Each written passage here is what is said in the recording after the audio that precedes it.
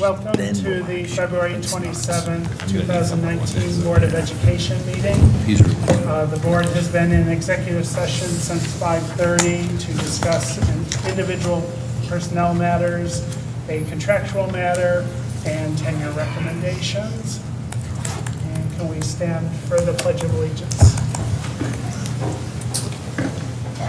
I pledge allegiance to the flag of the United States of America and to the republic for which it stands, one nation, under God, indivisible, with liberty and justice for all. And introductions. Dave Hurst. Chris Meyer. Jonathan Fishbein. Meredith Moriarty. Jody Monroe, Michael Cooper. Holly Dellenbaugh. Willow Bear. Christine Beck, and Judy Kehoe. Thank you. And before we move on, I assume we have some big students here? Yes, no? Yeah, Okay. see a couple. Your obligation is to stay until 9 o'clock or the end of the meeting, whichever comes first. If we get to 9 o'clock and the meeting has not ended, we'll take a break so that you can come up and sign out and get going. And if you have any paperwork that needs to be signed, you can see any of the board members up here. Okay.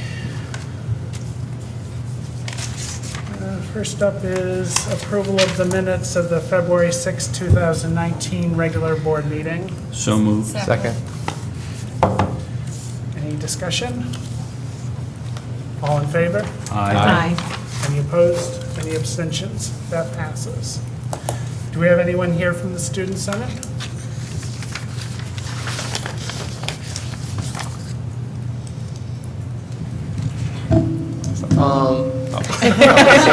can just pull it out. Come on. I'll just stop here. Lately, we've been working on getting donations for the Be the Change initiative in the high school, which recognizes like students for their good behavior. So we've talked to places like Del Lane's, Capodona's Pizza, and McCarroll's to get like $5 donations for students to give out.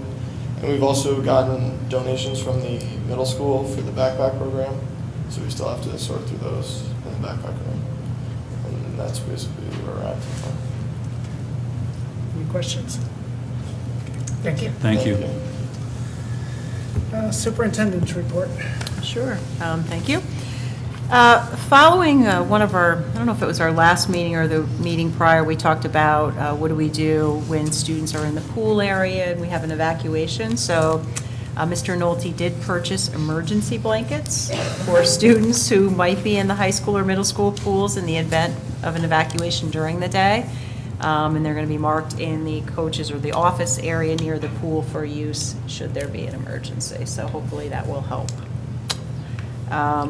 Also today, speaking of weather, it was the high school D wing roof sustains some significant roof damage due to the high winds over the past few days. There's some minor damage at some of the other schools as well, and so we will have to work with our insurance company to help with some of those repairs. The high school is quite significant. And then I want to turn it over to Dave Hurst. Back in the fall, Mr. Powers and some of our health teachers presented an overview of the health curriculum, and one of the areas that the board had asked for some follow-up about was in regards to teaching consent. So Mr. Hurst is going to give a quick update to the board on that particular topic and how that is addressed in the elementary, and the middle, and high schools. Okay, thank you. So I took some time and I met with Mr. Powers and also Kristen Connor, because she runs the social emotional learning components at our elementary and middle schools, and some of this does sort of bleed into those areas as well. So first, I'll just talk a little bit about sort of the general philosophy on how we approach consent. We do believe it's not a one-time conversation, it's an ongoing process beginning in kindergarten. It involves ongoing dialogues about boundaries and permission. It is taught as a life skill, not just a sex skill, because again, if you're starting in kindergarten, that's really where it begins. And it's covered in both our social emotional learning curriculum, K-8, and then in our health curriculum, K-12. So just to give sort of, again, kind of the 30,000 foot view, really our healthy behavior outcomes in general around this topic, is we're looking to establish and maintain healthy relationships, avoid pressuring others to engage in really any behaviors, but in this, because we're specifically talking about sexual consent, sexual behaviors, and then avoiding engaging in violence, including sexual harassment, coercion, exploitation, physical fighting, and rape. So these are all sort of outcomes of the curriculum. And one of the reasons that we chose to use the Health Smart curriculum is it's a national product and it's a digital platform, so they're constantly updating curriculum. And in fact, just within the last month or so, they've added an entire new revamped unit on specifically entitled consent. So I'm going to walk you through some of the new components and also walk you through some of the components that we've already had in place, but just kind of highlighting how we're making a more concerted effort to actually be using the term consent with our students. So at the elementary level, we talk about consent just more in a generic sense, in that it's, talking about giving permission, saying yes and no, being allowed to do something. So it can be something as simple as, can I borrow your toy? That's a yes-no type situation, and how do you handle it when somebody does say no? Do you just rip it out of their hands, or does something else need to happen? So K-5, again, really, the curriculum surrounds building healthy relationships with both family and friends, and then that morphs into, as the students get into 5th grade and through middle school, healthy, relationships beyond just friendship. So it deals with feelings, dealing with conflict, peer pressure, decision-making, and communication skills, again, all around not just the areas of sexual consent, but just consent in general. Oop, there we go. And then at the secondary level, we're able to use more specific terms. We're able to get into deeper themes, but they still really revolve around communication, relationship management, and decision making. And this is directly out of the updated curriculum that just came out of the health program that we're using. But it specifically gets into using the term consent. They call it affirmative consent. Again, it gets into the idea of being awake, aware. If you go deeper, it gets into, when ability is impaired, what kind of impact does that have, and so forth. And then lastly, really, consent's ongoing and it can be withdrawn at any time. So it's very, very specific. And one of the things that is present within the program is they have these scenarios that you can use with students to have, really, really deep discussion. So they give you the scenarios at the middle school. They're a little tamer than they are at the high school, but they get pretty deep and explicit in terms of real scenarios that kids could be forced into or put into, and it allows the teacher and the students to have discussions around these. Is it consent? Isn't it consent? Is it sort of in the middle? What should be done to really navigate the situation? So here's a couple of the middle school type scenarios. And then if you look at the high school scenarios, you can see that they're, they do deal with much more high school / college type experiences that students could be exposed to, and it gives a good chance for teachers to be able to navigate these types of discussions with kids. So I just wanted to follow up and let you know that the curriculum itself, the company did take the steps to change some things, but we've also taken another look at some of the really, all of the skills have been taught for years, but just the focus on the term consent itself wasn't really present, and we are looking to do that now. So I have a question. that's all I have. Of course. So my Yes. question is, who is teaching this? How often? Also, K-5 is the classroom teachers teach health, and then the social emotional curriculum is taught by counselors. And again, K-5, it's more about relationships and problem solving and communication. But that's within, again, the classroom teacher and the counselors. Once you get into middle school, 6th grade is through the social emotional curriculum. 7th grade is through FACS and the social emotional curriculum, family and consumer sciences. And at that point, actually, we do bring in Albany County to come talk about, violence prevention and things of that nature. And then in 8th grade, it's the health teachers and, again, social emotional learning through the counselors. And then at the high school, it's through the health curriculum and some ways through the PE curriculum. So with the primary levels, it seems like it can be a more fluid conversation between the teachers and with the social workers within the classroom or bumping in. At the middle school in 6th grade, I guess I would be wondering how often, like through the social emotional curriculum. The counselors push in. That, this is great, but Yeah. as long as it's getting delivered. Mhm. And then 7th grade, obviously, there's a little more opportunity with VAX because it's a required class. But again, how often are they bumping in? And then 8th grade, just making sure that the health teachers feel comfortable with ensuring that this curriculum gets Oh, they do. delivered. And so, I mean, after the program came out with this, we kind of went back and I had met with Mr. Powers and Mr. Bixby and Ms. Kaiser a good month before this came out, and they had already outlined a plan which pretty much mimicked what ended up coming out of here as well. So they're well on top of things. It was very much a part of the state conference this year. This was one of the major themes, so they came back with a lot of good information from there as well. Okay. And for 6th grade, Christine, the counselors do tend to push in more because the kids are just transitioning into middle school. So I don't know how frequently, but I know they go into the classes more regularly than they do in 7th and 8th grade. Okay, because we have the opportunity in primary, but we're really not talking about the topics that the board has been talking about recently, and just to make sure that it continues in the secondary education, especially in 6th grade, if we don't have those opportunities. And I did want to ask. It's I much know- more specific than it's ever been, for sure. Yeah, and having kids in the district, and I won't say who or anything, but I've had them relay to me, the health teacher say, oh, we covered that in 7th grade or 8th grade, and they didn't cover it in 8th grade. So I just want to make sure that that's happening and that we're making sure that it's happening if we say it's happening. And then lastly, the coaching aspect, I knew there was something that was going to happen where we were going to integrate it with coaching as well. So the varsity winter coaches this year did the program through Equinox. It's coaching boys into men program. Oh, okay. And the spring coaches are going to do the same. And then next year, they're coming out with one for the female coaches to do.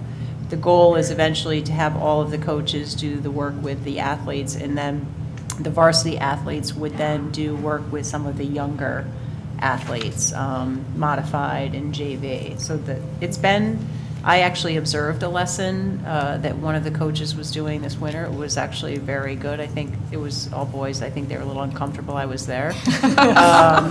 But it was very good in their quick lessons, and I think there's 15 or so different topics. But that's kind of the goal that. Can you give a couple examples of like what's covered? Consent is one of them. They do a lot with social media and what's appropriate on social media, harassment, some of the topics that health education covers. But obviously, the coaches and the athletes have different relationships, so they might have different conversations. It's a little bit more relaxed. I don't know if any of the kids in here have participated or not, but. What if there's a 7th grader or an 8th grader on a varsity team? That's not unusual. Then they would. Would they participate and it's? It's the whole team. So, Okay, so yeah. it's age appropriate and it's, Yeah. okay. I just wanted to say thank you for revisiting this topic. Obviously, it was something that several of us felt very strongly about, so I really appreciate that you guys heard that and did this extra work to give us the information, but also work with the teachers in the health department to make sure that what we're teaching is appropriate. So I just wanted to say thank you for Thank you. taking that extra step. Thank you. Thank you. And that's it for the Oh, wait, I superintendent's have a report. question for you. For me? Yep, I'm revisiting the fire alarm emergencies and the blankets. Oh, the blankets? Yeah. So my question just, I guess that helps the people in the pool, but we still have times where we may know it's kind of a fault fire alarm and kids that don't have coats on. especially at the high school level. Middle school, no, their coats are in their lockers. The kids at the high school may have If them. they, If they wear if they them. wear coats. Yeah, I guess I would like to see, this is me personally, some sort of contingency plan if we kind of know that we're going to ensure that they're not out in the extreme weather.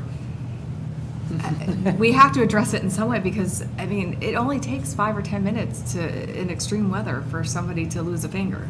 And I just want us to be cognizant of that. Well, and just to jump on that bandwagon, while the blankets are a great idea, if these kids are coming out of the pool dripping wet and you put a blanket around them, what about their feet? If they're walking outside, I mean, I know you Just a little more can't think of in-depth. every contingency for every situation, but I think we're better off trying to find a way to find a safe haven. If the school, if we know, as Christine just said, it's a drill. I think we have to Well, find a drills are- safe place to Drill, put we aren't going to plan them. it on a cold Right. day. So the drills are not the issue. It's when an alarm goes off either. And we don't know. Exactly. And by law, we're required to evacuate. So I do have a meeting with the town coming up, and specifically with the fire marshal to see, because we've had a delayed response at times with the fire departments coming, if we can get in touch with the fire marshal and we can clear an area, can we allow kids to go back in, or can our SROs perhaps allow that? But in a conversation prior to that with the fire departments, it's by law, we are required to evacuate, and there's not a lot of negotiation for that. But with that said, if a fire marshal or we have the okay for an SRO to do that, then that is something we would do as a contingency. What about the idea of having a bus? Well, that- we did that. We had that planned for the middle school when they were out. We had buses sent so they could get on the buses. So that's the other contingency that we can always do. I was Okay. just going to say, not Thank to you. steal any thunder from Ms. Jurowitz, but she's going to touch upon this in her Yeah. presentation because that's part of our emergency planning. Thank you. Yep. Thank you. Anything else? Okay. Board of Education report. Does anybody have anything? I do. Okay. This Saturday is the Lab School Barbecue. Come one, come all. It's a way to get Brooks Barbecue chicken or ribs without the trip to Brooks. And it's a fundraiser for the Lab School for a lot of the programs they do. And it's an enjoyable time and really good food. So even if you don't have tickets, you can still show up? Absolutely. Okay. Just come early. Are they still Yeah, that's what I taking reservations? They're still taking orders, but at this point, it's a matter of show up. Okay, because I I mean, sent it- one today, but my wife said she saw on the website that they weren't taking reservations. Well, maybe they stopped today. They usually I know as stop of the Tuesday yesterday. before, so- Yeah, yesterday they were taking, but they might have stopped What, already. sorry, what time does that start? 3:30? 3:30, okay. Saturday is also the regional competition for the Odyssey of the Mind teams. So think of them. There are a number of teams from Bethlehem competing again this year, and they'll be up at Shen all day on Saturday. And then BOU has their spelling bee on Tuesday, so I encourage anybody who's available to come. I'll actually be on a team. And it's always fun to What's see your that. team's name? Do you have one yet? I don't remember. I did not come up with it. I don't remember. And then I also just wanted to add that we did have a policy committee meeting on Monday this week, and I won't list, we looked at a lot of policies, so I won't list them all, but expect to see another batch coming up soon. Chris? I attended the annual Hammer Grail lip sync on Valentine's Day. First of all, I want to thank Holly and actually Jill Kobayashi, who helped run it, and it was a phenomenal event. I mean, there were, 18 groups? And then the faculty, of course, with a rousing rendition of Bye Bye Bye by NSYNC. All the groups did a wonderful job. I may have been biased towards a certain first and second grade group that I thought was particularly outstanding. But just, I can't imagine how many hours that takes to put together, just to the organization. I mean, there's a brochure that goes along with it, all the kids' pictures are in it, with the DJ, but it's just hours and hours and hours of work, and just, it ran so smoothly. Like, there wasn't a moment where where there was lag time, or people were wondering, what's going on. Like, it went from one scene to the next, and you got 18 groups through in, an hour and a half? I mean, it was pretty incredible. So it was a really great event. Anyone else? Okay, our first presentation is the transportation budget proposal, and it will be presented by our Director of Transportation, Cindy Jurowitz. And the warm-up act is going to Well, Just a quick recap.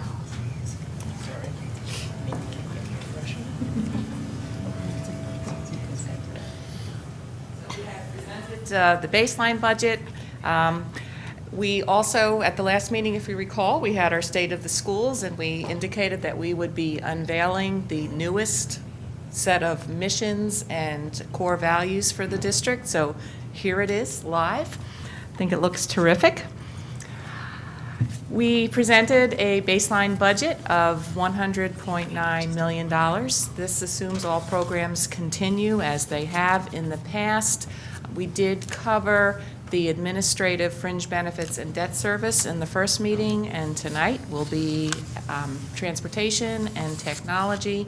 And then this is one of those back-to-back weeks, so in 1 week from tonight, we'll be back again, and we'll be presenting the athletics and O&M budgets, and then lastly, the instructional and special ed and student services programs.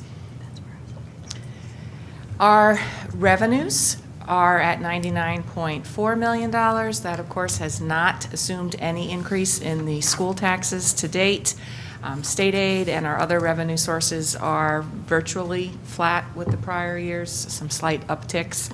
When we compare those revenues with the expenditures, we're going into our budget review process with the goal of closing that $1.5 million gap. And we will look at the variety of sources. We'll look at reductions in our TRS rates. We'll fine-tune our BOCES pricing. And there will be some programmatic additions and possible reductions in costs, cost savings that we'll be able to roll out.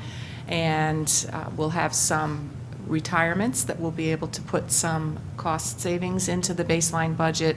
And then lastly will be what tax levy is required in order to close that gap. When we presented the tax cap calculation, we realized after that meeting that the capital exemption number needs to be reduced by the amount of money that is transferred into the general fund from the debt service reserve. And that amount is $350,000 that's sitting within our revenues for the general fund. So that had to be deducted from the capital exemption. Essentially, it's a source of funding that offsets our debt service costs. So that lowers the maximum allowable tax cap from the 4.08 that we had presented at the last meeting. It drops it down to 3.54%. Again, I don't think, based on the numbers that we're looking at now, that we're going to need to have a tax levy anywhere near that amount, but that is the figure that will be submitted to the Office of the State Comptroller for the reporting out of what the calculation shows. So that's just a slight correction from the first presentation. Now, we will turn it over to Cindy Jurowitz, our Director of Transportation, and she will give a complete overview of operations and the proposed budget. Okay, this is the clicker. on here? You got it. Good evening. So my name is Cindy Jurowitz. I'm the Director of Transportation. Some of you I know, some of you I've not met, so good to meet you. I have talked to some of you via email and on the phone, so it's good to put a face and a name together. So thank you for having me tonight, and let's talk some transportation. So some of the operational highlights that I wanted to bring forth to you and talk about. So in the 18-19 school year, this year, we've added the high school late runs on Fridays for both the high school actually and the middle school. So I just wanted to update you on what those numbers are. So for the high school, the average for Tuesday through Thursday is about 93 students. And for the Fridays, it's about 53 students. Tuesday through Thursday for the middle school is averaging right around 80 students that go home on the late buses, and on Friday, about 32. So that's the numbers for adding that. In the 17-18 school year, we added 2 more runs out in Clarksville to try to lower the ride times out there. We are maintaining those ride times, lower than 45 minutes, some of them even closer to 30 minutes. So that's working well. As Judy had alluded to earlier, transportation has partnered with buildings on some of the evacuations. We have done drills, we have done tabletop exercises with some of the schools and principals in evacuating students and staff if we had to fully evacuate a school. Within the last month, we've had 2 not scheduled, not drills, evacuations out of the middle school. They were at a time when I didn't have a lot of drivers, so in between runs, we were able to get between 18 and 20 buses to the middle school in under 10 minutes. And it was those cold days, so to your point about having some place for the kids to go, we were there for them. So that worked out well. It's still a tight labor market for drivers, DMV. Their CDL road test is a little more challenging. We have new federal laws that are going to come into effect in 2020 with regard to our training programs, how we train, curriculum, certifying our trainers in our facilities. But I think we're ahead of the game with that, so we just keep on moving with the recruitment. We've had open houses, and they've done well for us. We bring in a lot of people, and on average, if you bring in, 10, 15 people, you may end up with 3 or 4 out of it, but still, 3 or 4 is better than not having any at all. So we're doing well on that.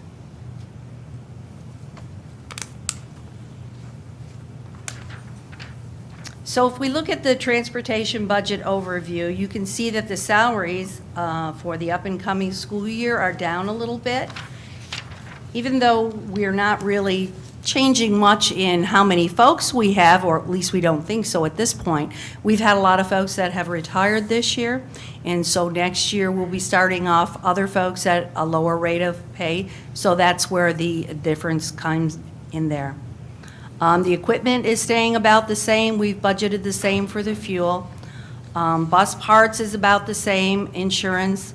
When we get to the other operating costs, there's a little bit of an increase there, but that's due to different things that within the department that are going up, such as like the routing software programming. Their fees increase a little bit every year. Some of our certifications and different things that we have, the fees increase just a little bit. The garage building, if you'll see, there's about a $30,000 difference there. The $30,000 that's in this year is still within our budget. It was put aside for working on our lifts in the bus garage. Once we got into the actual project, though, we realized that it was more extensive work than what we had planned for. So we are working with Greg on that, about how to get the monies for that and what needs to be taken care of. So you will hear more about that during his presentation. So overall, a little bit of a decrease for next year's budget for transportation, so that should help. This is the slide that shows you the different folks within our department. Now, please note that they are not 92 full-time drivers, but we do have 92 drivers. These are the numbers, not the FTE. Most of our drivers are part-time drivers. So we only have a very few that are 8-hour drivers. Most of them are like 4, 5, 6 hours a day. The bus attendants, we budgeted for 32 for this year, 31 for next year. And the bus attendants are all based upon the needs of students with IEPs. So however many that comes out to be, it could be less than that, it could be one more than that. Supervisors and clerical staff, we are fully staffed with that.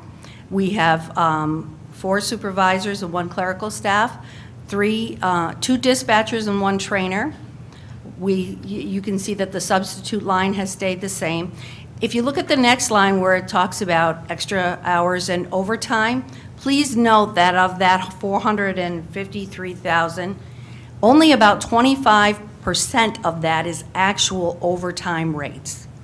The extra hours are mostly paid towards like drivers who are the 4 or 5 or 6 hour a day drivers, extra time for like field trips or sports trips or things like that. So it's not actual overtime, but it's just extra time for them. What would the And- breakout be if you were to break it out?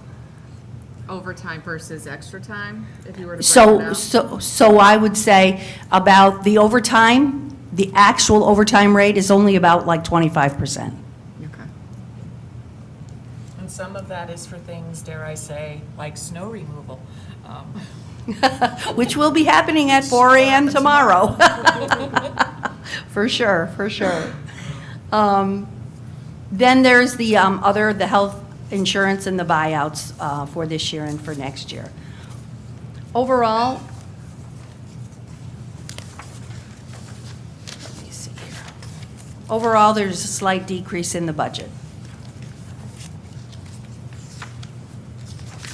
Transportation is a, what's my numbers here? Transportation costs are largely aided by state aid. So when we add up all of our costs and all of what it takes to run transportation, we hand it into SED. They come up with their formulas and however they figure it out, then they come up with the state aid that we will get reimbursed by. And it is up from 63.1 to 64.4, so that's going to help us a little bit as well. The sale of buses was budgeted at $45,000 to get for our buses this year and $60,000 for next year, but I just need to say a shout out to John Bizik, one of my assistant supervisors. He puts those buses up for sale every year. I mean, he just does a phenomenal job taking pictures of the buses and advertising for them. We now have repeat customers that will even call us before the summer starts to say, hey, are you guys going to be selling your buses because our mechanics do such a wonderful job? $108,000 is what we brought in this past year in sale of buses. That was the actual number, so shout out to him for that. Congratulations. Thank you. No pressure for next year. Yeah, I know. I kind of set myself up, didn't I? Can I ask a question before Sure. you leave that Yep. slide? When the district buses, like for camp programs and things like that, is that a revenue to the district? Well, Judy, I know that every year we set a price for outside districts, what it costs per mile and what it costs for the driver. I don't know if that's actually considered a revenue. Yes, so the board sets the rates that we bill out to people who use the buses. Right. So typically, it's the town of Bethlehem, Parks and Rec, it could be daycare programs, transportation. So they essentially contract with us, and then we bill them for that. So that does show up in the general fund as revenue. I should add that to the chart next year. It's not a huge amount, but it is revenue that comes into the district based on work done by transportation. And we do look at that every year to figure out what those prices are to make sure that we're good where we are with that and not losing on that. Judy, is that covered someplace else and just not broken out?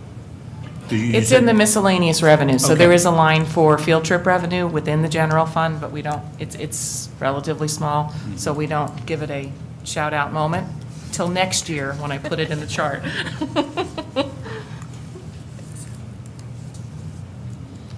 Here's an overall view of our bus fleet itself. So We have large buses that carry either 66 passengers, 72, or 48 passengers. And when we say passenger, those numbers reflect children. Adults are a little bit less than that. But we have approximately 93 buses that are considered large buses. Their replacement plan life value usefulness is about 12 years. And when we're talking about going when we're talking about bringing the replacement and the growth of the buses purchased versus the buses needed together, when we eventually get there, and we are heading in that direction, as you'll see by the next slide, the ideal number of buses to replace each year for large buses is usually somewhere around 7 buses. We have between 27 and 30 small buses, 27 and 30 passenger small buses. These include some wheelchair buses. We have about 37 of those. Now, those buses typically have more miles on them because they go out of district and they go a little bit further. So their lifespan isn't quite as much as the large buses, so somewhere around 9 years.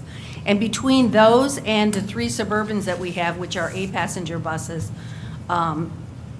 which last a little bit longer, about 10 years, ideally, we should be looking at replacing 4 of those a year. So 7 large, 4 small, to get to that 11, which is the goal that we're looking to get at.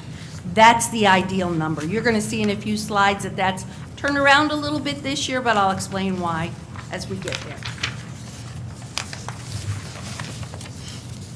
So when we do look at the bus replacement plan, need versus purchase, you can see that we're on the downward slide, the upward slide, whichever way you want to look at it, but we're getting very close to where we would have the buses purchased versus the buses needed, all on the same,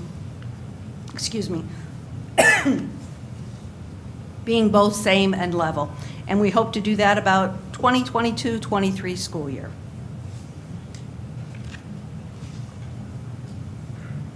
So, talking about the fleet itself, the purpose and the goal of the fleet is to maintain only as many buses as you need to do the routes, to have extras for field trips or sports trips when the route buses are out there doing their runs. And you also have to take into consideration how many buses you're going to need to replace buses that have to come in for service or breaks or things, DOT and things like that. Right now, our oldest bus in the fleet is a 2007, and it's really time for that bus to go away. So we're proposing just eliminating 1 large bus from the fleet altogether. It's going to be cost-effective to remove it as opposed to trying to spend the money that it would take to put into it to maintain it. The other benefits is that the newer buses have better emissions systems on them. There are no cameras on this bus. But in about 2 years, the whole fleet should be camera-wide.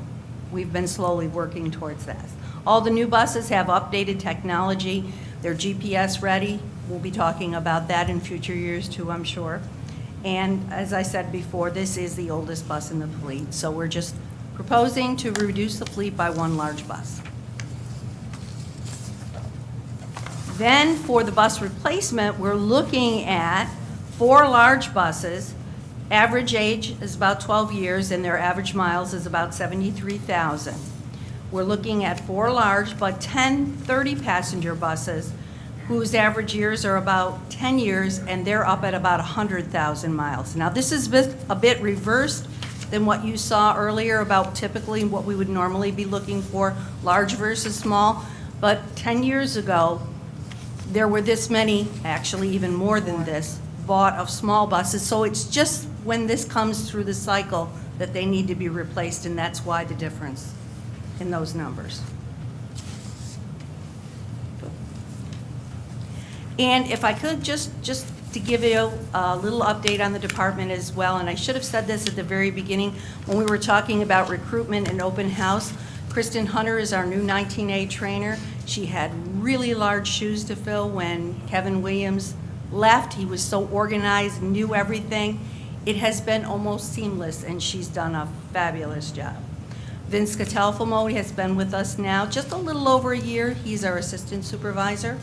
He transferred from 18-wheelers over into yellows, and he thought regulations were bad in the 18-wheeler world, but he's learning a lot. He has gone through his basic and his advanced course in school bus driving, and he is going to go for his SBDI certification in June or July. Tell So them we're what doing well. Thank SBDI you. is. SBDI is a school bus driver instructor. They're the only ones that can teach the basic, the advanced courses, as well as the refreshers that are mandated by SED. Questions? Hi. Oh, go ahead, you first. I assume that by having a teacher within the district, it will save us funds sending people out. Yes, we still send some folks out for the 30-hour basic course because we don't have enough time in the day to do that. But yes, everything else we do in-house. I should know the answer to this, but I don't remember. With the large buses, is the average usually around 73,000? Because that seems low for some reason. That sticks out to me as low. The Are we average just putting is- it on the cycle? Well, no, it's going on the cycle as well as the average. Now, this is just an average, okay? So some of that is going to be higher, closer to 80, 90,000, and a few may be a little bit lower. That was the average of those 5 buses. No, I know. I'm just saying, on a normal year, is it normally around 70-some thousand miles when we're replacing the buses, or is it there? It just seems low to replace buses at It's 73. more the age of the bus than. Well, that's what I'm It is a asking. combination It's a of both, and combination. sometimes we are a little bit higher in the miles, but with DOT, it's not usually the miles that get us as much as the body work that gets us, and what DOT is inspecting and the cost to replace all of that. Okay. Cindy, I have another comment, and this is with regard to building evacuations. You said 10 minutes you got? Under 10 minutes. Under 10 minutes. That's very impressive. Thank you. Thank you. Just piggybacking on that, I just wanted to make sure I understood. Why do we need to replace the large buses at around 73,000, but the medium buses at 100,000? The average yearly miles on the smaller ones are at 100,000 because they go further in the 10 years than the larger ones go. Right, but why weren't we replacing the medium buses after they get 73,000 miles? Because they're still within the DOT range and not costing us that much to keep them. Okay, great. And just to piggyback on what you were talking about regarding the tight labor market, I did see that the New York School Board Association had an article about that it really is a big concern for all the districts in New York, and even actually I heard it on NPR, so it's a nationwide issue. Yes, it is. That we should definitely be keeping on top of. They had some recommendations about recruitment, so I appreciate that you're keeping on top of that, but we should know that it's a real concern nationwide, so it's something that we need to pay a lot of attention to. Thank you. Thank you. Thank you, Cindy. Thank you. Next up is the technology budget proposal by Director of Technology, Ray Nardelli. Good evening. So I'm going to present my budget numbers tonight, but I also going to take this opportunity to take a look at the past 12 months and take a little peek at the next 12 months to let you know what we're doing in the technology office, technology across the district. Sandwiched in between all that, I brought some friends with me in the last row, some teachers that are going to talk to you a little bit about what they're doing with technology. So I guess the first thing I want to say, I don't mean to start on a somber note, but as you know, we had a tough fall when we lost our friend and colleague, Justin Brown. And the reason I bring him up is because I just want to kind of make a public thank you and appreciation to both the colleagues in my department and also the community at large that really made it a lot easier to deal with that loss. Justin was such a tremendously talented technologist and friend to so many people. He left such a big hole that you can imagine how difficult it was for the IT department to kind of hold it together and keep services going. And anyway, so the staff, the IT staff, I've been blessed with a great staff.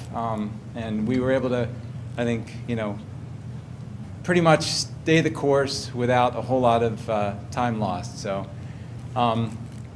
we finally got the crew up to 100% when we hired a couple help desk techs in January. So it was a domino effect. We started, Navarre Johnson, who was our help desk tech lead, he took over Justin's responsibilities. Mike Nadgett, who was a help desk technician, took over as help desk lead. And then we hired Corey Miller and Andrew White in our help desk technician positions. So we're fully staffed now, and it actually feels really good to be back to where we can make some positive progress as opposed to just trying to keep our head above water. So anyway, it was difficult, but we still had a good year. I really think this is my second year, and I'm getting to know things a lot more. And there was a lot to learn. There's still a lot to learn, but we're making some good progress. So some of the highlights from this past year. When I gave this presentation a year ago, immediately that March, right after the presentation, we transitioned to Gmail. That was a huge project. Took a lot of planning to move, hundreds of thousands, if not in the millions of messages, individual email messages from one system to another. It went off really without a hitch. Thanks again to my staff that we did a lot of training. I think the community was ready for it because they were very open and things went well. I mean, it affected every single user here at Bethlehem, including the board. Everyone's on Gmail, everyone received training. So anyway, and we have email for all staff now, which now enables us to enhance our communications. Rather than putting pin-ups on bulletin boards, we can actually send out electronic notices, newsletters, that kind of stuff to all staff. So that was a big change. Over the summer, we installed a second internet connection. Everything we do here, from paying the bills to a lot of the things that go on in our classes rely on the internet. And before last summer, we had one connection to the internet. And now we have a second connection to the internet. So it's a redundant connection, but it also doubled our throughput. So we had one 500 megabit line coming to the district. Now we have two 500 megabit lines. So if one goes down, we'll keep rolling. A little bit slower, but we'll keep rolling. So that was a huge improvement. The Smart Schools bond, you probably remember, we talked about that in the spring. We actually put an application in for part of our funding at the end of May. We're still waiting for the state to hopefully approve our project. Just to remind you, our project is to replace all of the classroom display technology in the middle school and the high school. But before, so I'm just trying to think, about halfway through last year and all the way until just recently, we've engaged with countless teachers. I say we, Shannon is back there, I'll introduce her in a second, but Shannon and Navarre and others really engaged with many teachers to get feedback. We put technology in their hands so that they could test things out in their classes. We got a ton of feedback from them as to what worked, what didn't work, and we are actually on the brink of making an announcement as to what technology we're going to go with. I'm going to do that on Monday at the faculty meetings. But anyway, that's been a huge time-consuming project that obviously is affecting every single student and teacher in the high school and middle school, so it's a big project. Security awareness training. Anybody in the IT world will tell you that the weakest link to any kind of security strategy is, or the security of an institution is their people. And we could, from a tech side, I mean, we could put firewalls in place. We could, make sure the passwords are perfect. We can do all kinds of things on the back end. But if somebody clicks on the wrong link, if somebody gives their password away and, unknowingly, that's just a door right into the system, which then enables, all kinds of bad things to happen. So it's really important that we do the security training. We started by doing face-to-face training at the beginning of the school year, and then we followed up with an online training campaign that started at the end of December through January, and there's still people taking it right now. This will be a yearly thing as far as just kind of keeping staff aware of what to do and what not to do, and just being vigilant. And the nice thing is this is so important for people's personal lives too. It's not just a work thing. I mean, it's really important to protect your data everywhere. An inventory review. So this is something that's really, really important to me. As you can imagine, we have, between Chromebooks and Macintosh computers and Windows computers and printers and telephones and projectors and TVs, there's a lot of things out there. And we have a solid inventory system, but it is in need of kind of an audit by ourselves. So we've been going through all kinds of information, doing physical inventory to try to update everything. We're moving to a new inventory system this spring, and I'm hoping that by the end of the summer we have 100% accurate inventory. It's going to help me a lot in budgeting. It's been very difficult to determine what items to replace when we don't have perfect records of when we've bought different things. And then you all know we've been talking about this Raptor visitor management system. Just to remind you, it's basically taking our visitor management from the paper and pencil that was being done forever into a digital world. So when visitors visit our schools, they have to show their government ID, usually a driver's license. They get it scanned, and then they're in the system. So at any one time, we could look at a report to see who's in our buildings. We could look, a week past, a month past, to say how many visitors did we have in our buildings, who was in our buildings. So it really gives us a lot more reportability as far as determining who's in our buildings. And not to mention the fact that the system does scan and compare against the sexual predator database to make sure that we know who's actually coming into our buildings. So that's been happening. Arguably, maybe one of the most important things we did, though, is through the support of Jody and Dave and the board, we hired a full-time instructional technologist.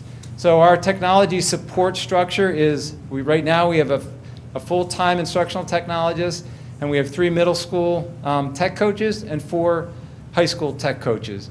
The difference there is the full-time instructional technologist, really, their job is to partner with teachers and help them move forward.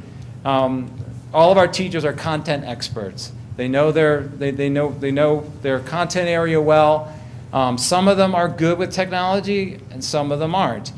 But even those who are good with technology still could use a partner sometimes to try something new, to do some research. Like, I heard about this cool thing that looks very engaging for the students. I just don't have time to investigate, and that's where the instructional technologist comes in.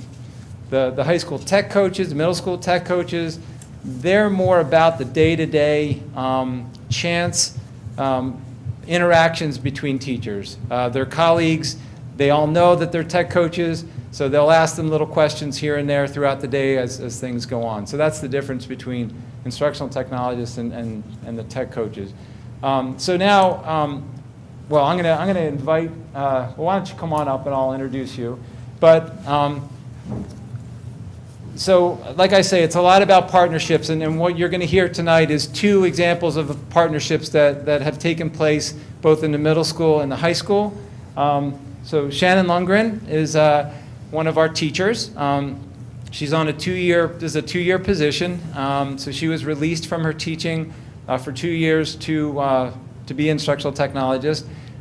Shannon, but before this, was a tech coach and was a very, very active tech coach and did a lot of training in the district for many years, but been teaching here for 16 years. And then we have Annie Baker from the middle school, who's a social studies teacher, and then Rachel Linehan, math teacher in the high school. I'll hand it over to Shannon. So, we're just going to switch this over to our presentation.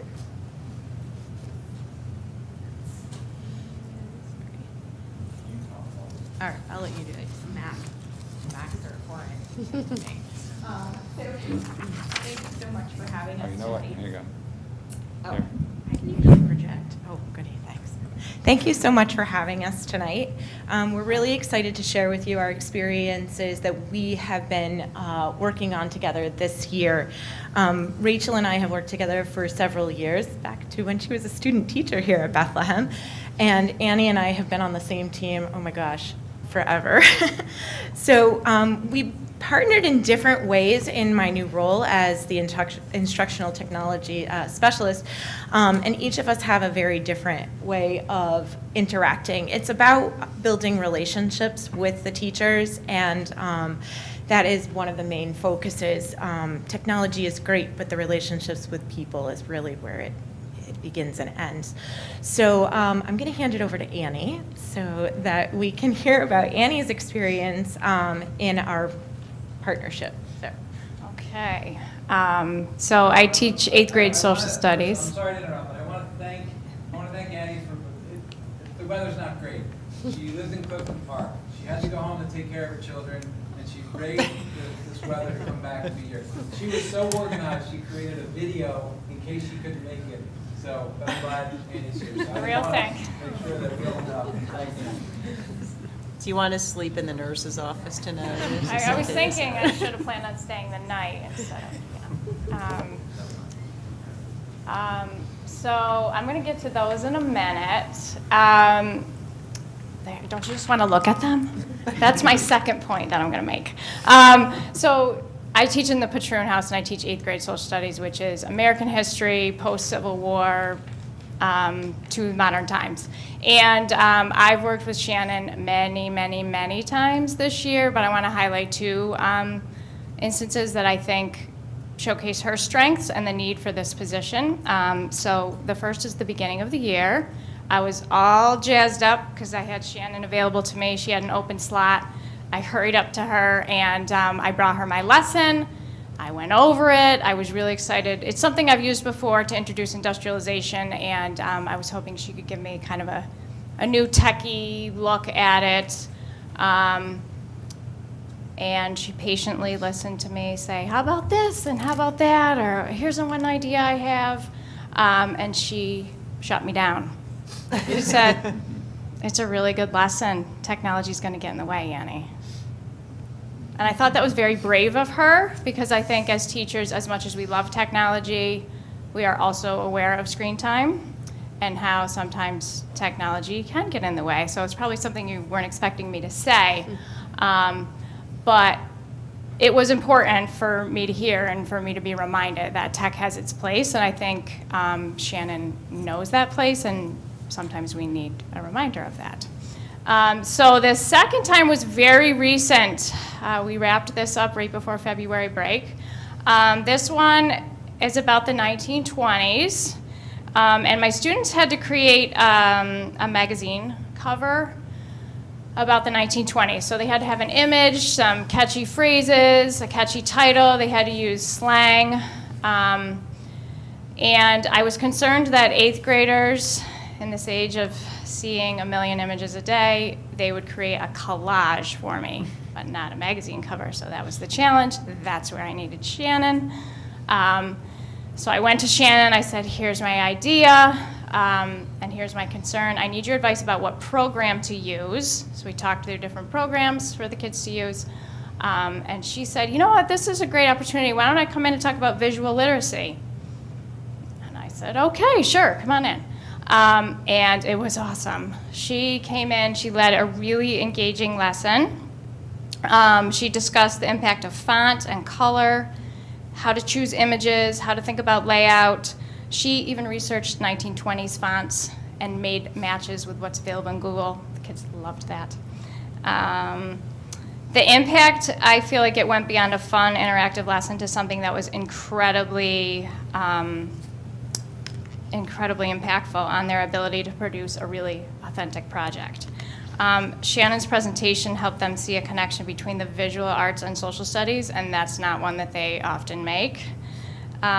So I think not only did they think about the 20s and this project, but they also thought about what they see today and how every single letter, every single image is crafted for an audience. So I want to share a couple student pieces with you. This one is awesome, but this is actually about his second try.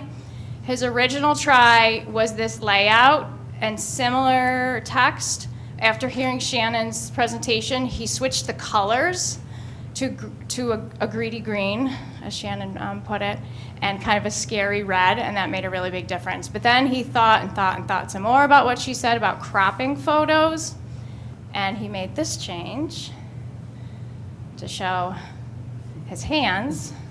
And when we talked to him about why he made that change, he said, well, I felt like it makes him look greedy. It makes him look more like a mobster. So this was what he settled on, his final presentation for his magazine cover.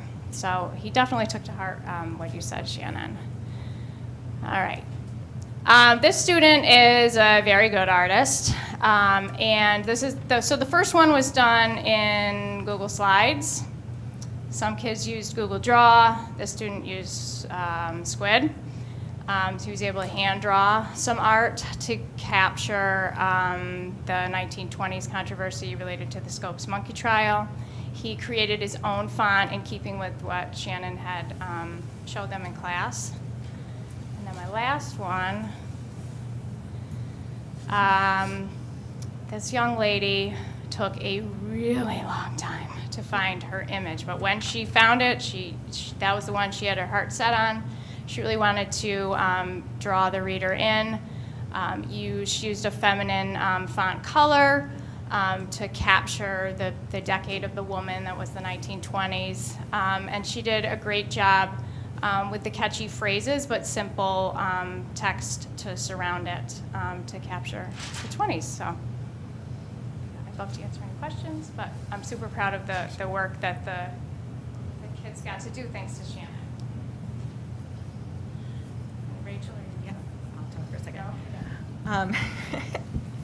So we had a really great time doing that project, and there was a lot more embedding and coaching and back and forth in the lesson design, talking about learning objectives, talking about standards, and so we were able to really dig in, and I was happiest because I got to teach with the kids, so that was a great day. I was able to also model some technology for Annie, which is Pear Deck. She's actually quite a Pear Deck user, so her students were pretty proficient in it.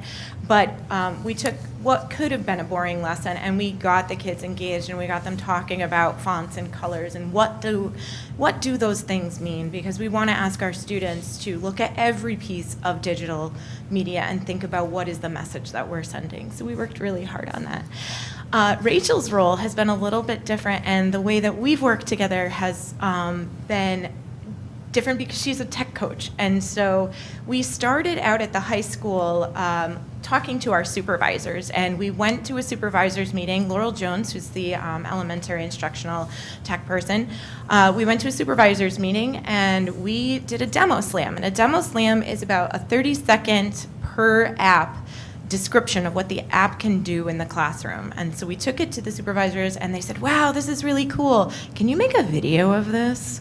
And so Laurel and I said, sure, let's do that. And so we did.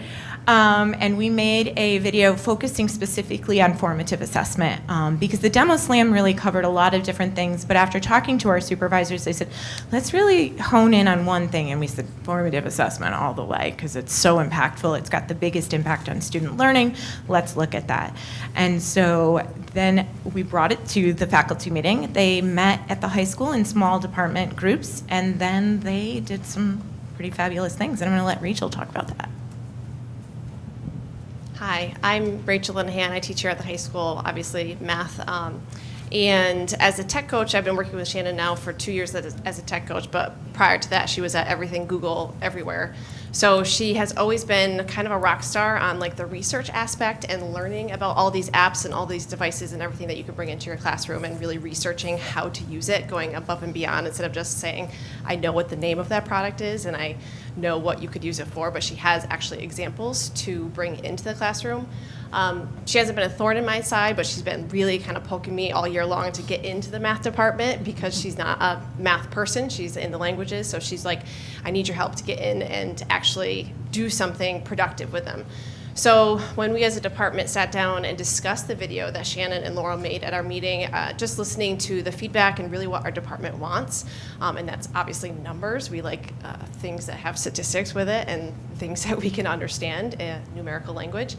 So I picked out the Go Formative from her video, and from the feedback from everybody in the department, I actually then targeted somebody else in our department, a new teacher, Brian Spina, who I've thrown technology at constantly this year, and he's picked everything up and just gone with it. So I knew he would try this out with me in our classes. So kind of behind the scenes between our January and February department meetings, we were playing around with this technology, seeing what it was about, because we knew that science had the science department had success with it the previous year when the Chromebooks went one-to-one.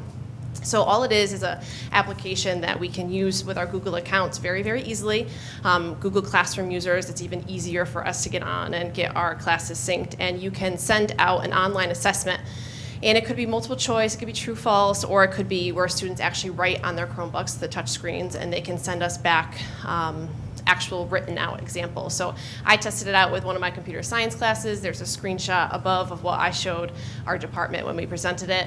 Brian did a lot of multiple choice testing. He did something over the spring break. I don't know if I should say that out loud, that he gave them a factoring worksheet, but he showed that to me today. And what's really nice is we're getting results and we're getting visual data for us to actually work off of with our students. And we're using the Chromebooks that are one-to-one devices in a productive way instead of just it's there for a show and tell piece. So we're using it to our advantage, not for the student display work, but for us to get more information.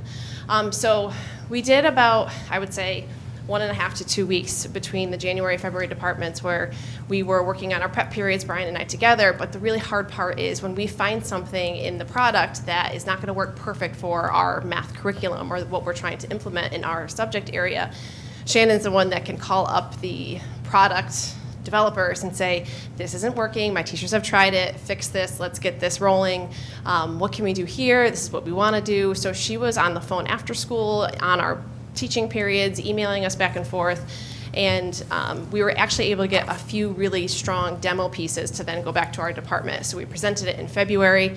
I got up there, Brian got up there, and us as teachers did the tech demo, but Shannon was really the supporter the entire month in between to get something that was going to be presented to our department and actually be worthwhile and for them to actually see a live product that's worth it. Since then, Brian has done a phenomenal job of getting all of the Algebra 1 teachers on board to try out Regents Prep with him through the Go Formative platform. It's collaborative. All of the teachers can get on there and share the products that they're putting up there for their students. So they don't all have to make the same thing 7 times. One person makes it, they share it, and they can actually even take those Regents exams and tag the standards, Common Core standards. So they're going to really try this spring semester to get as much feedback throughout the department. And even today we started to reach out to the middle school teachers, and Shannon's going to go down for us because we can't go high school to middle school during the day, and help them jump on board with this Algebra 1 kind of rollout to see if our Regents, different levels, can take it. Sorry, that was a lot. Thank you. Pass this right over to you. Can I ask a quick question? Which program did you use to make the magazine covers? There were 3. They had the option. They could use really whatever they were comfortable with. They used Google Slides, believe it or not, was that first one, the Al Capone bootlegger. The second one was Squid, which is they can basically draw on the screen like you would a piece of paper. And then the third one, the students had the option of using Google Draw. Do you know by looking at that? Can you tell? I think she used Google Draw. So some of them used Google Draw. They had They're very, very good with those programs, so. Can I ask a question? First, thank you guys for coming and spending your evening with us. This is great, and I know it was time out of your busy day, so thank you. I wanted to ask Shannon, how often are you asked to come in and teach a lesson? So that was great that you asked. I'm curious how often you get asked. It depends on the teacher and the content area. I would say I've been embedded in classrooms to teach at least once or twice a week. And oftentimes I start the lesson and I demo the lesson, and then I just coach the teacher the rest of the day. So for instance, with one of our 8th grade social studies teachers, I actually taught a lesson on World War I, which was kind of exciting, using virtual reality. And then I handed it over to the social studies teacher. In French the other day, we went to Gay Paris, which was fantastique. But my French is not as good as my Spanish. So that teacher had to lead the class a little bit more because it is a 90% target language class. So it depends. And just the second question, how often, well, I should ask a teacher, if you want to use Shannon, how long does it take for you to get her to actually come over to your room? Like, is it the same week, the following week?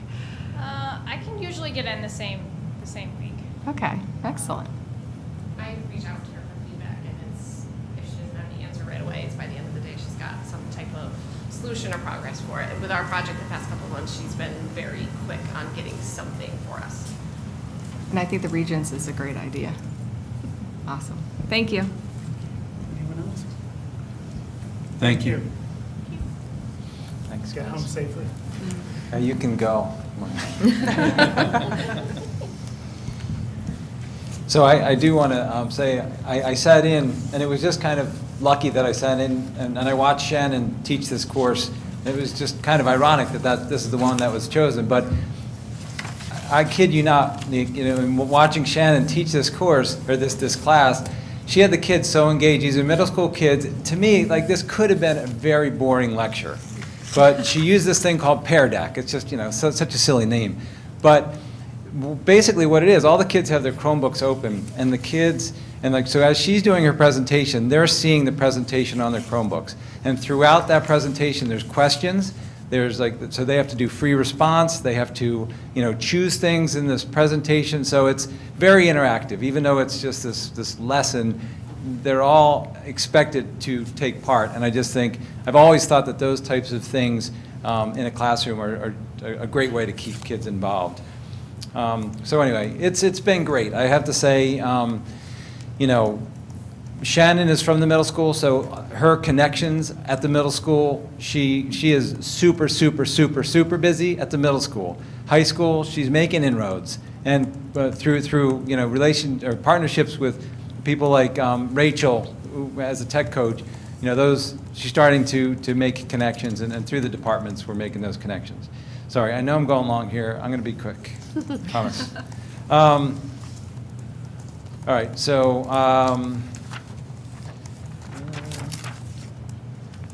Help me out, Brittany. I don't have my glasses on.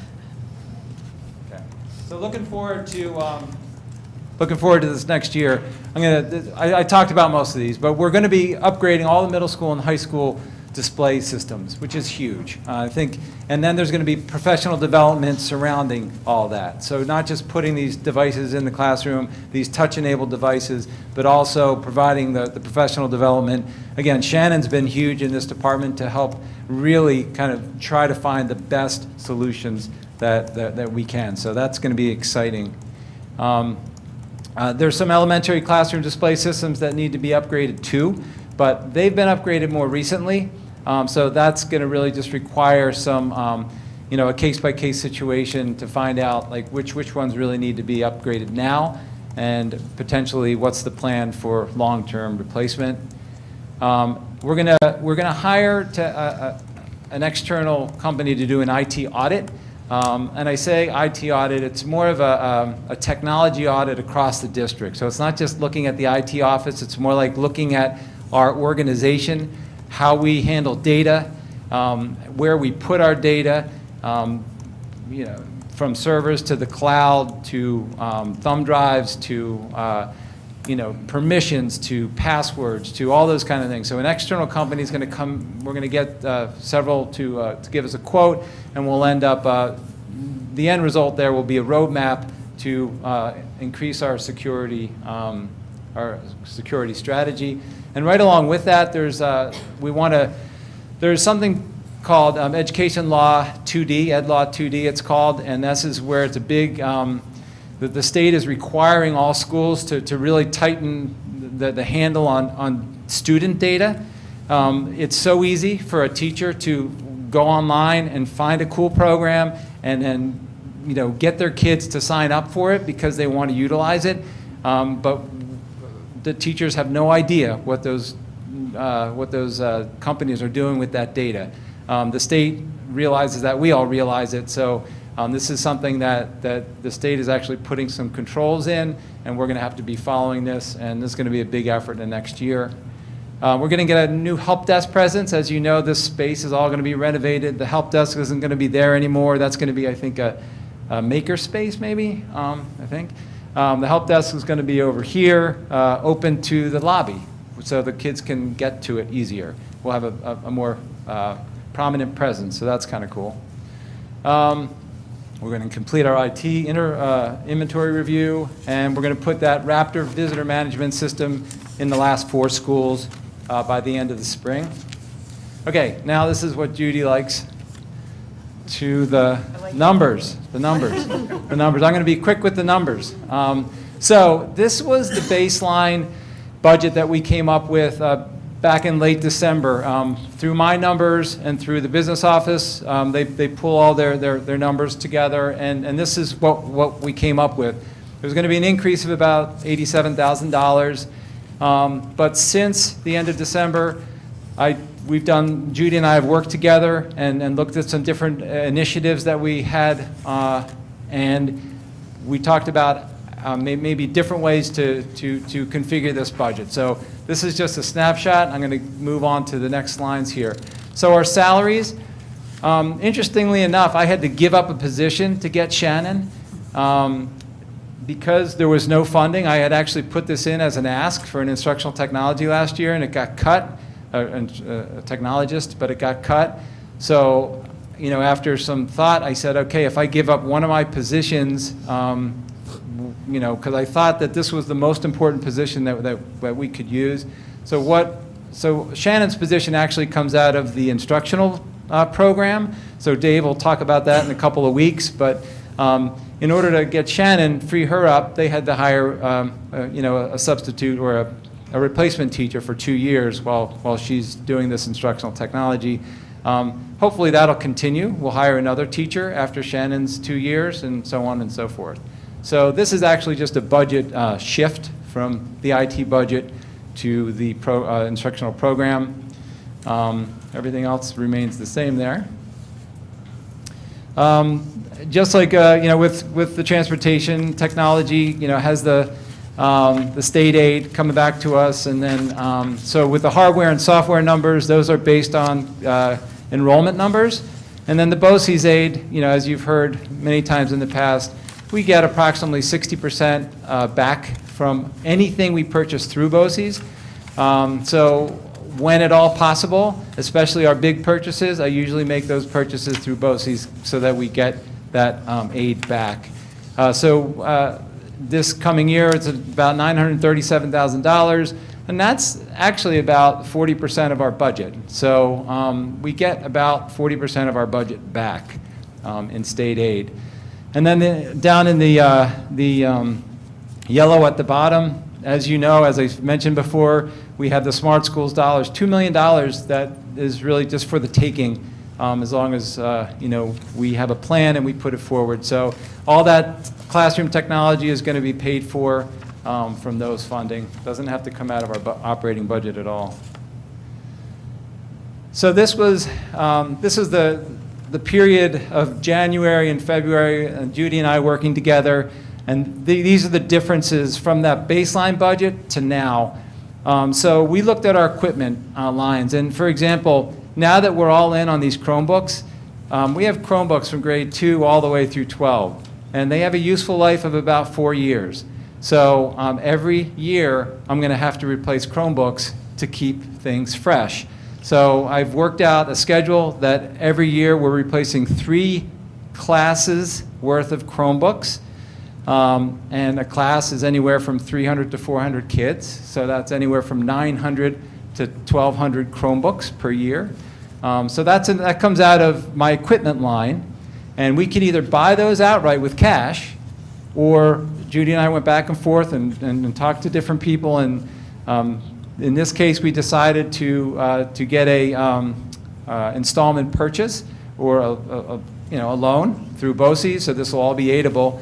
So what that's showing up there is our equipment line's coming down $164,000 because we're basically paying this over time. We're not paying the $164 this year, and then the next line, the IP funding is $58,000. So we're paying about a third.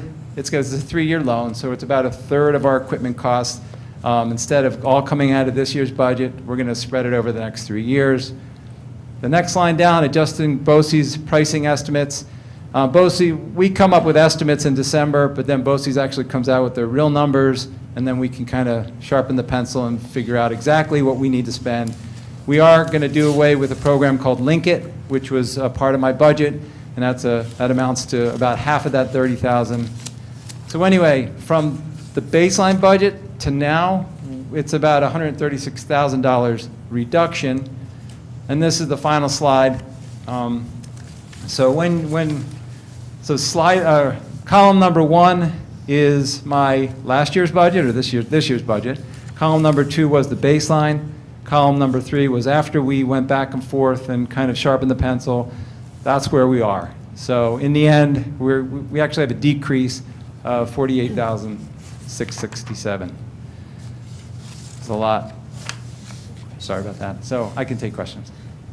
With respect to the replacement of the Chromebooks, just to clarify, when you say 3 classes, you mean 3 grade levels? I do mean 3 grade levels, Okay. yes. Yeah. Is the plan to sort of, do like this current seniors, juniors, sophomores, and then roll their Chromebooks down? Is that kind of how it works? Well, or- because they have about a 4-year useful life. So I have this crazy color-coded this thing that I showed Judy, and she just crossed her eyes.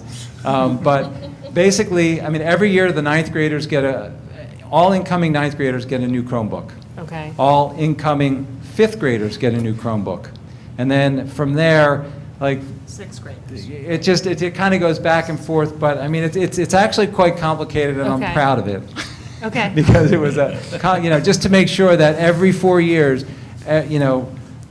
those grades were going to have a new Chromebook, basically. Okay. Yeah. I just was curious to Yeah. how it worked. Can I just piggyback? Sure, go ahead. What's going to happen to the Chromebooks that we're eliminating? So generally, what we try to do is, there's a couple sources. This happens to all of our tech resources. If we sell them right away, we can a lot of times sell them to companies who are looking to repurpose or for parts or whatever. So in some ways, it's really good to kind of have a hard 4-year cycle, so that there's still some value there, so we can actually get some money back. We do this all the times with a Macintosh computer holds its value pretty well. So we can get $200 for a 6-year-old Macintosh, for example. So there are companies that we can partner with to get those money back. It goes back to the general fund. And if there's not a market for it, then there's the public surplus auction that we put up things on auction all the time. But those are more like sell 50 monitors for $2 or something. It's crazy. But you got to recycle them. And if they don't sell on auction, then we actually recycle them. Electronics recycling. I also had one other question, just about, you mentioned about looking forward to 2019-20, strengthening the data privacy controls, that piece of it. As part of that effort, are you going to look sort of back at some of the applications that teachers are currently using? Everything, yes, absolutely. And to see what information we're giving away? Yeah, and exactly. This is where I mentioned a couple board meetings ago that all of us tech directors in the Capital Region, all across New York State, we're all in the same boat, but we Yeah. all meet regularly, so we're all in the same boat, and we're going to be trying to figure this out. Because a piece of software for us is the same thing as a piece of software for Shen or Guilderland, or so we're all going to be working together to try to figure this Great. out. And yeah, we're going to look at everything, and then we're going to have meetings with the, the teachers to put policies in place so that they can't just go online and pick something without vetting it through the IT office. Super, thanks. I had two questions. I'm wondering about the, and maybe it's for Judy, the concept of rather than paying out front, borrowing over 3 years. It seems like that number just will continue to increase with each 4-year outgoing set of Chromebooks. Is there a benefit to doing it that way that I'm missing? As long as you're in a low interest rate environment, what that does is it allows you to plan out and kind of even out those replacement costs. It will increase over time as the prices are increasing, but as long as it's incremental each year, it doesn't create budget issues for us. It really becomes a nominal increase going forward. We also get the state aid for that, Yes. where we wouldn't if we just purchased them outright. Oh, okay. So That's the difference. Yeah. Okay, thanks. I And mean, then- additionally, I just want to jump in and say that part of this whole inventory update is so that I can also have, I'd like to have a 10-year replacement plan for everything we have. Right now, I have a 10-year replacement plan for our Chromebooks because that's easy to get my arms around, but everything else, so my plan is to provide Judy with, basically a roadmap, and then we can work together to determine from year to year how to, or actually looking forward, not just looking 1 year at a time, but looking forward to figure out the best way to finance these things. Okay, thanks. My second question was adaptive technology for identified students. Does that come out of the technology budget, the instructional budget, or the special ed budget? And I don't expect that you Yes, yes, necessarily and know. yes. Okay. It's primarily the special ed budget, I would say, unless Dave knows more than I do. So it's but- not reflected in this equipment total? Okay. No, and yeah, that's it. I'm still trying to figure that out myself as far as the relationship between special ed and IT. We have actually personnel in place now. Kathy's like waving behind you. I'm talking about the tech side of all this because we have one of our instructional technologists actually took the job in special education as their tech support person. So we have a great working relationship with special ed. But when it comes to the grants and that kind of stuff, I think that's where it gets a little confusing to me because if things were purchased on a grant, then they need to be maybe repurchased on a grant. So we're always kind of going back and forth when it comes to when we need to buy something that special ed needs. I mean, most of the time, I feel like you guys cover it. Thanks. I have a couple questions. On the first one's for Judy, I think.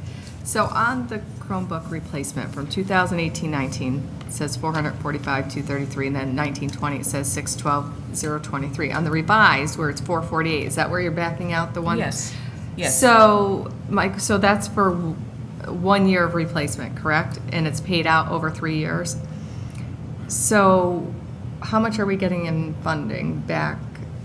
You're saying we're getting some state aid for some of. We get 60% reimbursement. Reimbursement. Okay. So why don't we have the difference added in there? So if we get 62% back in aid, why are we not adding the 40% that we're paying into the equipment line item? Why did we back out the full 164? We're backing out the 164 because we basically got a loan for $164,000. So it's not going to show up in the equipment line. 1/3 of that, because it's over 3 years, shows up in the BOCES line. That's what I was So gonna say, BOCES the goes BOCES. up by $30,000-ish, and equipment line goes down by that 163. Okay. But each year, we would have to do the same, we'd have to take out another loan. Each year, we're Which- taking which- out You're 164, so we're essentially constantly always having And I don't, right, I don't, that's not responsible in my opinion. I mean, I don't want to put Judy in this position every year. That's why I feel like I need to really get my arms around the inventory and then come up with kind of a big plan. And really, this is a hybrid plan that we have in place this year and that we had done last year. So it's really a combination between outright equipment purchases and then financing some of it. And the ultimate goal, from my standpoint, is if we can get to stable budget costs that sustain Ray's program, coupled with the long-term plan for those purchasing, then we've nailed it in terms of the best way to structure that program. Yeah, I'm just seeing the cost compiling over the next several years, and that we need to obviously make a plan. So this year, we need it because we need to have that time, I can see it. But consistently doing it this way, where we're just loaning it and then getting some of the aid back, it's just gonna compound. And so I do have concerns on how we're looking at that. It's not just a short-term view. You're absolutely right. We need to look at it multiple years ahead. Yeah. Which is what we're working on. Right, and it was a lot. So I know you came in and you had all these Chromebooks, and it's just been one thing after another, and there's only so much of you to go around. So I understand that. The other question I had was, how much time and dedication to actually doing the IT inventory review? It seems like a very large undertaking. And how long do you think that will take to actually get a grasp on the equipment that we have, compare it to the old inventory system that we have, and transition it to the new system? It seems like it's going to be a big undertaking. Yeah, we've done a lot already. We do managed print services through BOCES, and that was, I need to get my arms around that. So I had my help desk techs go out there and inventory all of our printers last year. And then in preparation for the Smart Schools thing, I had my help desk techs do an inventory of all projectors and our boards that are out there in the classroom. So I have that 100% done. So basically, we're doing all this in pieces. It's not like we're starting now. I mean, I'd say we're probably 75% of the way through. I'd like to get all the good, we're only going to put good data into our new inventory system, and then this summer is when we'll do a comprehensive check. And our new inventory system has mobile, mobile readers on it, so we can, do the barcodes right out in the classroom and kind of, so that's the plan. And then we have student help in the summer. There's a line up there for $35,000 for extra help. So that's some of the places that we'll be using that extra help. So you're not just going to take what's in the old system and transition it over without validating and verifying It's awful. everything No, that's which already is, in? which, I mean, if we had a really good inventory system, I would probably already have information for Judy for our budget, but until we get that. Okay, that makes sense. And I have one more question on the Raptor Visitor Management System.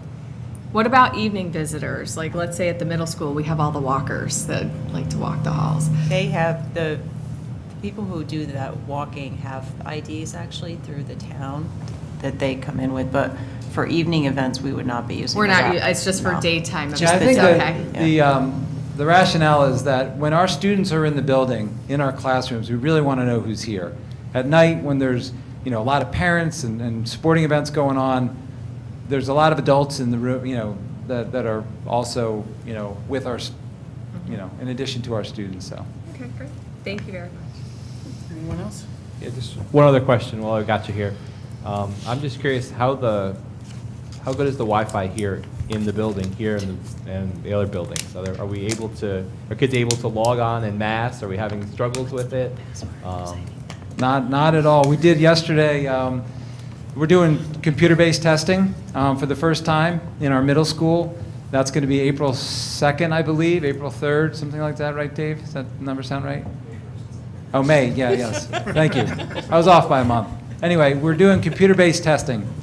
And we did a simulation. The state ran a simulation yesterday morning. And we were there in force. And we were kind of waiting for the phones to ring and everything, just as if there were issues. And we had, I think, 2 phone calls. It went perfectly. And then here's a really interesting thing. My network guy, Gary Halbedel, said that the network traffic actually went down. It's like, why? Well, because normally the kids are on their Chromebooks, looking at web pages with images and all that kind of stuff. This is just a test. They're looking at text and maybe a diagram here or there. Yeah. Anyway, it was a very successful test. Feeling good about the actual test on May. Thank you, Ray. Thank you. Thanks. Thank you.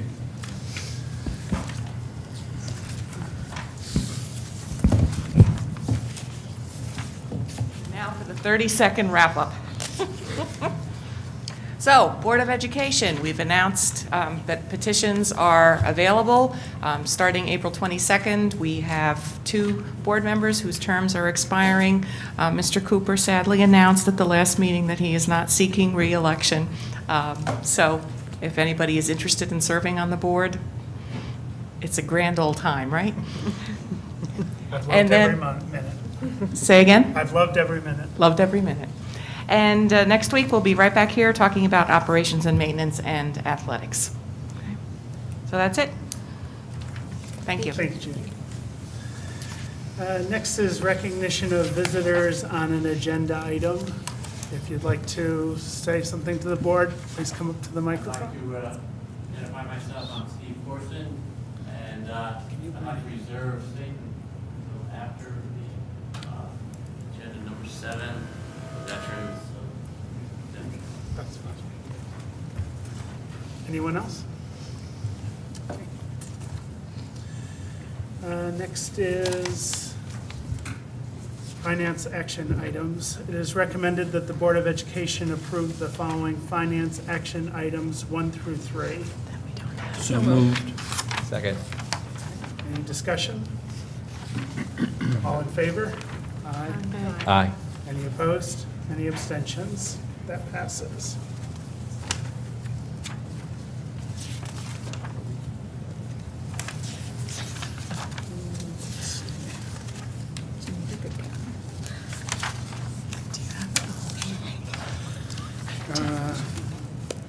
Okay.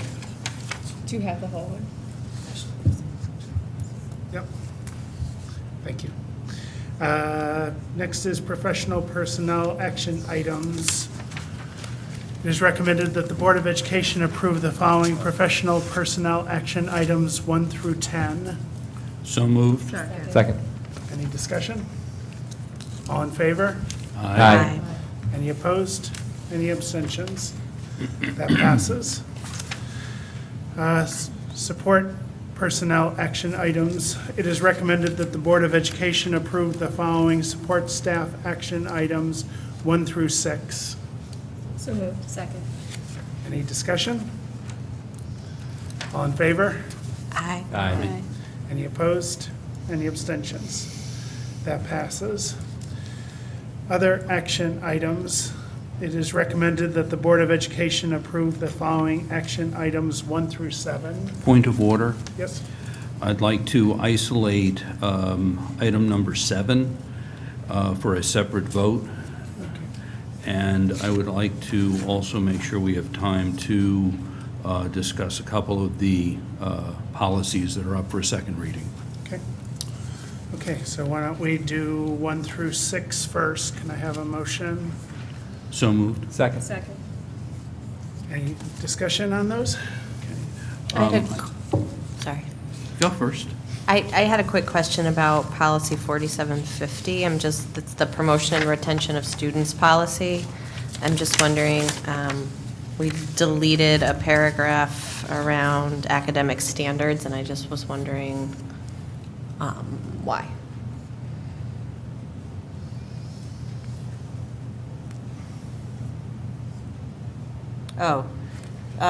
Because it says, in it said, such academic standards are to be forwarded to the superintendent each year. We are guided really by the New York State standards, so that whole paragraph just didn't really seem relevant anymore. I mean, all of our curriculum is in an online format, and the standards are, students are taught to the standards, so it just didn't seem like it was necessary when we met and reviewed that. Would we want to keep that the New York standards instead of having the language that was there? Would we want to keep that? Like, indicate that it's the New York? I just didn't really think it was relevant to the policy, and I don't think anyone else did when we looked at it. We were talking about retention and promotion. I know there's so many. Do you remember? Yeah, no. Yeah, I just remember when we looked at it, it didn't seem like it was, the language was necessary. Right. in this particular policy. And so Exactly. we were trying to streamline. Okay. And it's really not the principals who are responsible, it's up to the state standards. Right. And supervisors and teachers obviously are responsible for making sure they're teaching to those standards, but. Yeah, I mean, I guess that was my question. Who's responsible So we for have curriculum. ensuring that the standards are implemented Right. within the school? So if we it's not the have principal? curriculum maps, and we have them all outlined for K through 12 in the different academic areas. And then it's the responsibility, obviously, of the teachers to follow those, and then supervisors and principals to make sure that that's happening, and if not, to address it. Do we have any policy that reflects our standards, like that it's following New York State standards, or, I mean, We it don't does really make have- sense to have something that indicates that these are our standards somewhere. Well, we don't really have, like, in New York State, you don't really have a choice. You kind of have to follow the state standards. Right. So I don't know that you need a policy for that. It would sort of be a policy stating this is what we have to do. Well, I know, I'm just asking, what was the intent of this particular? Was it just? Initially? I think it's just, I guess that's the question I'm asking. Yeah, I think it's just saying that, like, you know, because, well, New York State is there now with all of this, the standards for us, so like, there, everything that's in there, it's moot because, you know, we could reinvent the wheel, but it still doesn't matter because the state is what our guideline is. Right. I think this policy had not been updated in a while, A long so. time. So it's the It's relevance really of it. It's right. Yeah. outmoded, that language. Okay. Jonathan? Okay, policy 1230, public participation at board meetings. In the third paragraph, we state, persons wishing to discuss matters involving individual district personnel or students should present their comments and/or concerns to the superintendent during regular business hours. What I would like to add to this is that the superintendent forward that information to the board members. Now, I think Jody does a good job of sending us emails as they come in, but Jody won't be the superintendent forever. Maybe as long as I'm here, but at some point, she's going to want to retire, I would think. Perhaps. Maybe in 30 or 40 years. No, but seriously, I think this is something that we should have in the policy so that it sends a message to the public that the board, you know, they're not being shut off from the board. When we say you can't discuss this at an open board meeting, it's the same thing as us not discussing a teacher matter or employment matter other than in executive session. And this would send the message to the public that, yes, the board is going to hear you. Send it to the superintendent will get it to the board. So I would like to add language to that effect. So something along the lines, the superintendent will then share that, the concerns with the Board of Yes. Education? Is Yeah. a sentence after? You're talking about for anyone who sends Jody an email with any concern about a teacher or a student? Because I'm not sure that that's Well, if they are. appropriate. If they are being shut out of commenting to the board, if they come to the point where most people are going to go through the right channels. I mean, every once in a while, you'll have somebody that doesn't, perhaps, but most people will go through and they come to a point where they're just frustrated, and they come to the board because they're not being heard. And I think we have an obligation to hear them. I don't think this is going to increase our email traffic all that much. I think it's going to be a rare occurrence.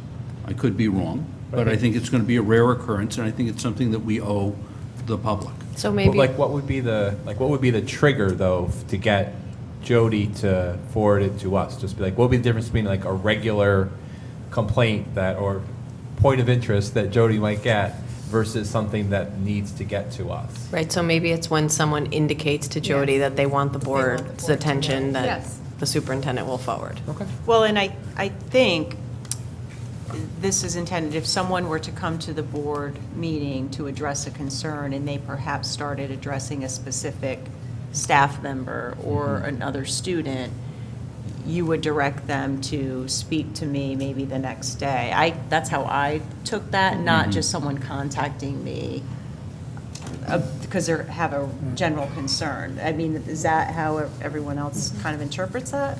Well, yeah, I think that the good policy is if they say explicitly that they wanted to speak to the board, but because of the open meeting, we can't, then you would send it on to us. I think we need to be very careful about not getting everything, because if somebody appeals something to Jody and they don't like her response, then they would be appealing it to the board.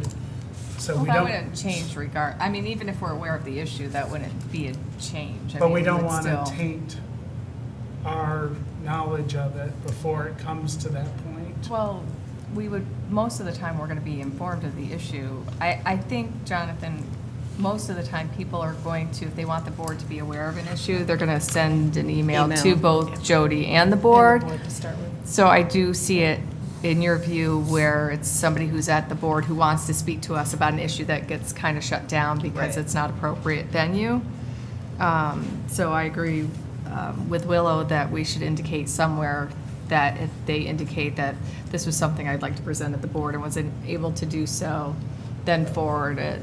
I don't know. do you That's fine, disagree? I have no objection to that. I just don't want the public somebody to read this and think that they're being cut off from the board. Right. I would suggest that we pull this policy then, so that we can add some changes to that paragraph at our next policy committee meeting. I would support that, thank you. Did you have another one? I have two more. Okay. The visitors to the schools,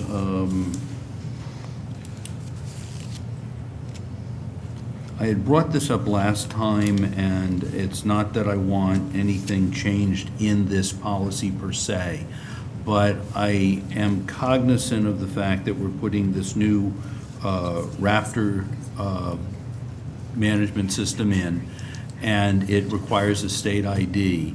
And I just want to have some reassurance that for those people who may be undocumented, that we have something in place so that they are not cut off from coming into school. We do. We've had that situation arise already, and we can either we can manually enter someone in the system, or we can work out some kind of an ID that we could give them to come in and out of the building if need be. Okay, So, thank you. And then executive sessions, policy 2330. I think I know why this was taken out, but I just want to be sure. Next to last paragraph, last sentence, all minutes of executive sessions will be available to the public, and news media was taken out within 1 week of the meeting. I assume because the intention was, and correct me if I'm wrong, that available to the public would include the news media, and it was superfluous. Is that why it was Yes. taken out? Yes. Okay, thank you. Okay. Anyone else? Okay, all in favor? Aye. Aye. Any opposed? Any abstentions? That passes. Just to clarify, we took out public policy 12:30. 12:30? Okay. Okay, and now we will take up the resolution on Cold War veteran exemptions. Okay, with regard to that, I must recuse myself because I work for the New York State Division of Veterans Affairs, so I will absent myself till after the vote. Okay. Can I have a motion on this? So moved. Second. Discussion? Okay, all in favor? Aye. Any opposed? Any abstentions? That passes. So now we will recognize visitors on non-agenda items, and we will also. All right, thank you very much. My name is Stephen Corson. I'm short, but I don't think I'm that short. Anyway, I'd like to thank the board for approving. I'd like to thank Judy Kehoe for her work in developing the program for the board. And I have a couple of questions. But before I ask the questions, I'd just like to remind you that last time that this came up, there was a gap. A year went by before some veterans received the benefits. The supervisor, then John Clarkson, guaranteed that there was no action needed on the veterans, and I just want to make sure that that is the case this time around. That is what the town has advised us, that you are, if you are eligible currently for the Cold War exemption, you are in their system. When we transmit the official vote of the board to the town tomorrow, both towns, Bethlehem and New Scotland, they will change their coding within their system so that that will automatically flow through for the September bills for those who are eligible now. No further action required. That's what I was told the last time. I think of 2 words before pants on fire. But anyway, all right, so there's no deadline to apply then? If you are currently eligible, you will automatically get that. By virtue of the district approving this, it is available for school taxes to qualifying veterans in addition Okay. to the town taxes. Judy, could I just ask a question? Because Yes. there may be a little confusion here. You say if you're currently eligible.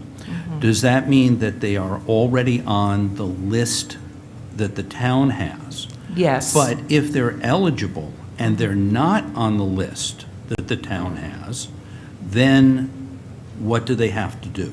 Well, they have to apply for the exemption through the town assessor's offices, who will determine if they are eligible for the benefit. If they are eligible, the exemption is granted to them. The assessors use the taxable status date, though, which is March 1st. Oh. So anyone that is eligible but is not getting the benefit from the town currently would have to, basically between now and Friday, get to the town and apply for that benefit. If they want it for the fall of 2019, that is my understanding. But to wait wouldn't make sense either, because again, we need to adopt it now, as we have done. It will be available in the future for anybody who applies. I mean, those dates for eligibility are statutory. No, I understand that, but I think the question that the gentleman was asking was, he was concerned because last time, I think we also did it when we passed, when this board, I think before I was on it, passed the alternative exemption, there was a lag because it wasn't explained in the same way I think we're explaining it now. Is this the answer you were looking for as far as, does it clarify it for you? There is a deadline then. There is a deadline to apply, and that's March 1st. And that is very, very short notice. What I suggest is the board address this issue earlier in the calendar, September perhaps, and then notify veterans so that they can apply, or move the state, to change their deadline from March 1st to, say, April 1st. Could we send out an SNN tomorrow with this information, just? Sure. So. I mean, they'd only get it if they're signed up. No, I but- understand that, but Sure. at least Well- they may know somebody who's eligible. Any kind of notification, even if it's just a few days, is better than nothing, Sure, but we can do that. I would respectfully request that the next time this comes up, it comes up earlier in the calendar year for your board members, September, October. What makes them on the roll? So you're They saying, apply to the assessors, they prove that they're eligible, and then they're granted the exemption. And that's how they get on the roll. So they've been so able.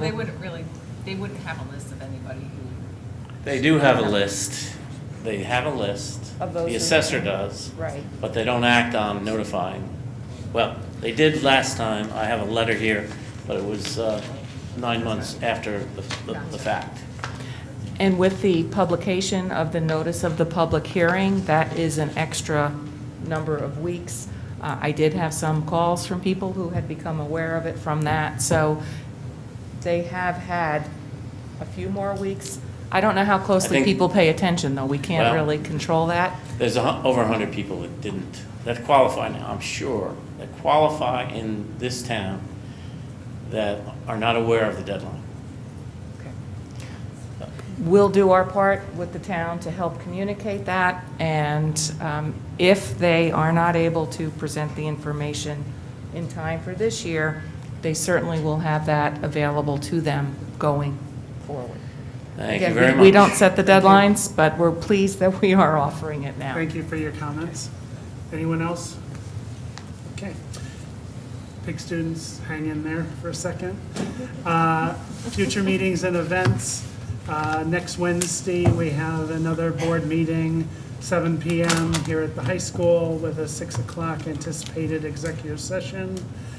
Then we have another board meeting Wednesday, March 20th, again at the high school, 6 o'clock anticipated executive session. And Monday, March 25th, there's a policy committee meeting at 6 PM. There's no reason for us to go back into executive session, so can I have a motion to close? So moved. Second. Okay, all in favor? Aye. Aye. Any opposed, any abstentions? Passes. Thank you for coming. PIC students, come on up, sign the sheets here, and if you need any paperwork signed,